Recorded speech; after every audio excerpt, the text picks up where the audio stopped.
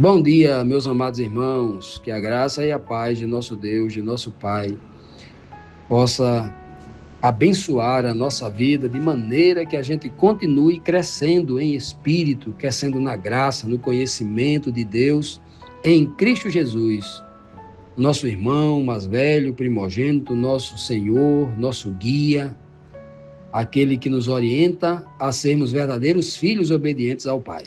Amados, hoje na segunda-feira, vamos aqui dar continuidade à nossa lição, essa lição da nossa semana aqui, a lição 38. O Senhor dos Exércitos é seu nome, é o título da lição, né? Começamos ontem, no domingo, quando vimos aqui as duas primeiras perguntas, que lá de Isaías 45, né? O finalzinho, Isaías 45, para a gente entrar em Isaías 46, a gente viu quando o Senhor falando ao povo que estava cativo lá em Babilônia e queria receber a liberdade por meio de Ciro, ele manda assim: olhem para mim, não só vocês, mas todos os limites da terra, ou seja, todas as nações que estão nos pontos mais distantes da terra, olhem para mim, porque eu sou Deus, só eu sou Deus e não há outro.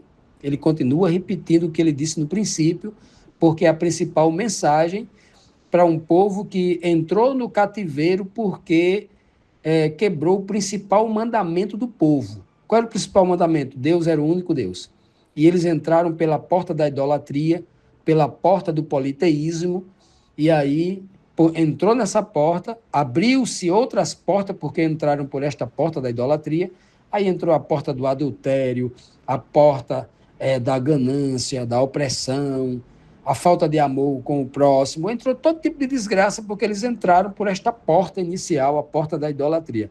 É por isso que o Senhor está falando repetidamente: só eu sou Deus, só eu e Yahvé sou Deus, não tem outro, né? E foi o que nós vimos ontem, né? E vimos também na segunda pergunta, quando ele de novo diz, ó, somente eu, Yahvé, posso dar vitória, né? Posso dar poder e vitória, né? Só eu posso. Isso quer dizer que nenhum outro Deus, que não existe outro Deus, né? Mas nenhum desses deuses a quem o povo dizia que era deuses, nunca venceu nada da vida. Ai, mas a Síria atacou o Egito e venceu o Egito, um exemplo, né? Mas a Síria atacou a terra dos filisteus e venceu, conquistou os filisteus. O deus Baal ganhou para o deus Dagon. Nenhum dos dois é Deus. A Síria, quando ganhou a guerra, não foi Baal quem venceu, porque Baal não dá vitória a ninguém. Baal não tem poder nenhum. Só quem tem poder e vitória sou eu. É o que o senhor está dizendo aqui, né? As coisas aconteceram lá porque Deus permitiu. A Síria só fez as suas conquistas, ganhando de algumas nações, dominando algumas, porque Deus permitiu. Somente por isso, né? E aí ele diz claramente, né? Esses povos todos aí, né, têm combatido o Senhor, mas todos eles vão ficar humilhados, porque eles escolheram confiar nessas falsas divindades. Por isso que ele conclui dizendo: mas eu, somente eu, o Senhor, é quem posso dar vitória ao meu povo de Israel, para que o povo possa me louvar. Então, um povo que ganharia a liberdade a partir de Babilônia deveria pensar muito bem nisso. Cuidado com a idolatria. E então, na terceira pergunta o que Isaías revela sobre os deuses babilônicos e o que eles causam aos animais? Que texto, né? Que pergunta, né? O versículo agora, vamos entrar no capítulo 46, versículo 1 e 2, diz assim: os deuses Bel e Nebo se inclinam e caem no chão. Esses ídolos são colocados nas costas de animais de carga. São um peso enorme para os animais cansados. Os deuses se inclinam e caem. Eles não podem se salvar e são levados pelos inimigos. Olha que linguagem o senhor está usando aqui. É como se estivesse ensinando a uma criança que tem dificuldade de entender o básico. Olha o que o senhor está dizendo aqui. Primeiro, ele cita dois deuses aqui, dois ídolos, né? Bel e Nebo são dois deuses genuinamente babilônicos. Bel era uma divindade. O filho de Nabucodonosor, ele chamou de Belsazar, em homenagem a esse deus. E ele, porque Daniel era muito grande, era o homem mais sábio, o chefe de todo o espírito e todo mago lá em Babilônia, Nabucodonosor mudou o nome dele para Beltesazar. O nome do filho era Belsazar, e Daniel ele botou de Beltesazar, o servo do deus Bel, porque era uma divindade babilônica. E um dos 3 jovens, de Misael, Ananias e Azarias, que estavam junto com Daniel lá, aqueles 3 que iam ser lançados, que foram lançados na fornalha ardente, um deles mudou-se o nome para Abed-nego. Abed-nego, na verdade seria Abed-nebo, porque era também um servo do deus Nebo, Abed-nebo, né? E nós lemos hoje na língua portuguesa como Abed-nego, né? Nesse contexto assim. Então, ele está dizendo claramente que esses deuses aí, eles, quando bota ele em pé lá, o vento inclina ele, eles caem. Como é que um Deus cai? Um Deus todo-poderoso cai? Porque cochilou, porque estava com sono, porque sentiu uma fraqueza nas pernas, porque teve uma tontura. É isso? E ele está dizendo por quê? Que esses deuses não são nada. Não era para o povo estar adorando esses deuses ou temer esses deuses, como os babilônios, que morria de medo deles e obedecia por temor. O Deus Yahvé, ninguém pode obedecê-lo por temor, por amor. Mas esses deuses das nações eram obedecidos por temor, porque ele castigava. Né? E aí ele fala assim, ó, esses ídolos são colocados nas costas de animais de carga. Ora, quando Babilônia invadiu, além de Jerusalém, ele invadiu outras nações de redor. Então, eles invadiam e levavam o quê? Cativo para eles. Eles levavam todas as estatuetas de ouro e de prata, que eram deuses, que estavam em pedestais, que estavam em altares, que estavam em capelas, que estavam em cruzeiros, nos montes, debaixo das árvores, no meio dos jardins, que eram adorados e sacrificados. Esses deuses, tudinho, Babilônia levou para lá. Babilônia levou esses deuses para lá em respeito e colocou esses deuses lá, cada um no seu lugar, para que o povo que foi cativo lá continuasse adorando esses deuses, porque Babilônia entendia que quanto mais deuses ela tivesse dentro da sua região sendo idolatrado, sendo venerado, recebendo sacrifício, mais esses deuses iriam proteger a nação babilônica. Então, até aquele momento, até este momento aqui, Babilônia era um império tão poderoso e era o único império da terra que concentrava nela todos os deuses do mundo lá. E se esses deuses eram poderosos, por que não livraram do ataque de Ciro? Né? Foram destruídos. Virou ruínas, né? Pois bem, é isso que eu estou dizendo aqui, olha. Como é que um Deus é carregado no lombo de uns animais? Você pega uma estátua, bota no lombo de um jumento, né? Causando um peso enorme para os animais cansados, né? E em cima dos animais cansados, esses deuses se inclinam e caem. Alguém já viu algum vídeo na internet? O povo carregando essas estátuas no lombo, né? No andor, e em dado momento ali se inclina, cai e quebra? Pois é. O Senhor está falando disto aqui. Quem já se viu uma coisa que você adora, que é superior a você, que você venera, que você reza, que você chora ao tocar naquele negócio, e aí você venerar um negócio desse, que não pode fazer nada. O Senhor está chamando a atenção para que o povo não volte para o mesmo cativeiro, volte para o mesmo pecado e para o mesmo cativeiro. Continuando, amados, vamos aqui para a segunda pergunta de hoje, a quarta pergunta da lição, que diz: o que o Senhor revela sobre o seu cuidado? Poderia o povo comparar o Senhor com alguém? O versículo agora é do 3 ao 5.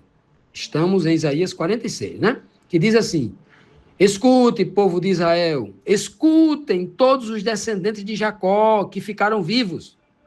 Desde que vocês nasceram, eu os tenho carregado. Sempre cuidei de vocês. E quando ficarem velhos, eu serei o mesmo Deus, olha, nunca muda. E quando ficarem velhos, eu serei o mesmo Deus, cuidarei de vocês quando vocês tiverem cabelos brancos. Eu os criei e os carreguei, e os ajudarei e salvarei. Com quem é que vocês podem me comparar? Quem é parecido comigo? Ou seja, aqui essas duas perguntas, elas são... Sabe aquele tipo de pergunta que tem um tom de afirmação e não de pergunta? Ou seja, ele já está perguntando porque a resposta já é óbvia na conversa anterior que ele já colocou, porque ele já disse que ninguém pode ser comparado a ele, não tem ninguém igual a ele no mundo, né? Não há ninguém igual a ele. Então, é aquela pergunta que ela já vem com um tom de resposta. Não tem ninguém igual a ele. Mas o Senhor está exaltando aqui, está exaltando não, enfatizando um aspecto da fala dele anteriormente, que ele disse o seguinte no verso anterior. Ele disse que esses deuses, Bel e Nebo, eram deuses que eram carregados no lombo de animais, no lombo dos jumentos, por exemplo, né? E que esses lombos, esses reis, esses deuses se inclinavam para frente, ou seja, caíam com o rosto no chão, né? Então, essas estátuas que não eram deuses, eram ídolos fabricados pela mão humana, como o Senhor diz no capítulo 43 e 44 de Isaías, que não tem vida, não são nada, não vale nada. Essas figuras aí, a única coisa que eles faziam é dar trabalho ao povo e servir de carga para o animal. O pobre do animal cansado de carregar eles. Só servia para isso. Mas aqui Deus está dizendo assim, ó, eu sou um Deus diferente desses ídolos fabricados pelo homem. Esses deuses aí, eles precisam ser carregados, mas eu não. Eu é quem carrego vocês. Eu estou carregando vocês nos braços, desde que criei vocês. Eu estou carreguei Adão nos braços. Carreguei Adão, Eva, seus filhos, a família dele todinha. Carreguei nos meus braços, cuidando de Abraão, né? De Isaac e Jacó. Antes, cuidei de Noé e da sua família. Cuidei de Jacó, dos 12 filhos dele, de José no Egito. Levantei Moisés e carreguei Moisés nos braços. Cuidei dele. Cuidei de todo mundo. Cuidei de Davi, né? Olha que coisa linda. O Senhor está dizendo, eu cuidei de vocês. Eu cuido de vocês quando vocês são crianças. E quando vocês tiverem 100 anos de idade, velhinho, com os cabelos todos brancos, eu continuarei carregando vocês. Nunca me canso. E sabe quando eu carrego vocês? Vocês não caem. Se vocês estiverem nas minhas mãos, não caem. Eu sou um Deus que não caio, não me inclino para frente, não cochilo, não fico tonto, não sinto fraqueza nas pernas, não preciso me sentar, não preciso descansar. Sou um Deus que cuida de vocês. Olha, meus irmãos, a diferença que Deus está tentando colocar na cabeça de um povo, né? A diferença entre ele como Deus e aqueles deuses, e aqueles falsos deuses, né? A gente chama deuses aqui por força da expressão. Os deuses pagãos, né? Aqui o Bel, o Nebo, né? E os outros que vão aparecer, né? Que já existiam, né? Antes mesmo aqui, já existiam em outras nações, como, né? O próprio Salomão levou uma trindade de deuses para dentro de Israel, não foi? Milcom, Astarotes e Quemóis, né? Mas tinha outros deuses, Moloque, né? Tinha Tamuz, tinha Áxera, uma deusa que conquistou o coração dos filhos de Israel, né? Os jovens, né? Que procurava ali atender, né? Os libidos da carne. É terrível. A descrição que a Bíblia nos traz sobre a idolatria do povo de Israel, né? Quando a gente vê o povo sendo levado para o cativeiro, o povo de Israel do Reino do Norte levado para a Síria, e o povo de Israel e o povo de Jerusalém levado para a Babilônia, a gente vê o castigo deles e o sofrimento descrito na Bíblia, foi muito pouco diante do que eles fizeram, né? Foi muito pouco diante do que eles fizeram. Porque se Deus fosse como pelo menos em tese, né? Fosse como esses deuses dessas nações pagãs que eles veneravam, eles seriam trucidados, seriam consumidos, queimados, como eles faziam com seus inimigos. Quando chegou lá em Babilônia, o que eles fizeram? Com Manassés e os filhos dele. Manassés foi preso, escapou, pela misericórdia de Deus. Mas e os filhos? Que tiveram os olhos vazados, que tiveram as línguas arrancadas. Aqueles que ficaram vivos é melhor ter sido morto, porque tiveram os olhos queimados, vazados e a língua arrancada. Essas nações, elas castigavam de maneira terrível, oferecendo sacrifícios humanos a esses deuses. E Deus sempre deixou muito claro que ele não era esse tipo de Deus. Eles lá não tinham esse negócio de misericórdia. Os deuses lá não tinham um Deus que desse clemência ou perdão, não. Era todo mundo morria. E qual era o Deus, né, na antiguidade, que perdoava, que esperava, né, 3, 4 gerações para trazer um castigo, para trazer uma consequência, não um castigo, a palavra castigo está errada, nesse contexto de Deus está errado, trazer uma consequência do erro, trazer a punição, a justiça pelo crime cometido. Isso é justiça, não é castigo. Castigo é você bater em alguém que não merece, né? Justiça é aquilo que você cobra pelo crime cometido, pela maldade que alguém fez com outra pessoa, tem que pagar. Era o que Deus estava fazendo, né? Meus amados, e essa é a palavra que Deus está usando aqui, ó, de cuidado. Ele é um Deus diferente. Ele cuida. Ele é diferente de tudo, né? De todos esses, entre aspas, deuses que existem por aí, desde a antiguidade, que prometem o que não podem fazer, né? Tem até hoje, hoje na nossa vida moderna, do século, do presente século, existem até aqueles que fazem deuses humanos, deuses de si mesmo, que prometem para si mesmo que vai conquistar com a própria força, que é um tipo de idolatria, talvez a pior delas, né?